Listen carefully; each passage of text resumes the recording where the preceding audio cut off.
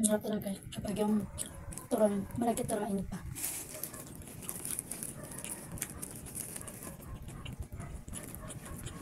Yung kanya kasi nakinain ko kanina, hindi pa yung kanya alas 12 pa yung pinarito.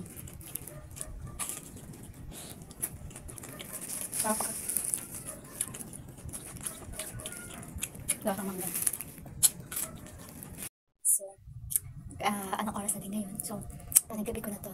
Kanina pagdating ko galing sa pagtinda ng mga paninda ko, pag-deliver ng mga order, may natira pa. So, binili ko ng dalawa. Yung dito nandun sa kapatid ko, binili yung dalawa.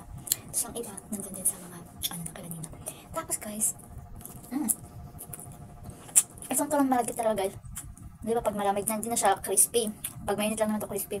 Pero kahit na guys na malamig na siya, masarap pa din ang kainin. Para ka lang, alam mo yung kanin. Dessert siya, pwede na. Masarap pa rin siya kahit malamig. Yung parang kada kumain guys ng ano, yung mga pinato, yung mga, ano ba, dried fruits ba, mga ganun. Tapos hindi naman siya dried, pero lumpia naman to. Pakasarap guys. Tapos ginamit ko din ng condense, yung mango. Malilasap mo talaga yung nanam talaga na mangga. Manggang-mangga talaga. Fresh mango ba? Okay, sarap.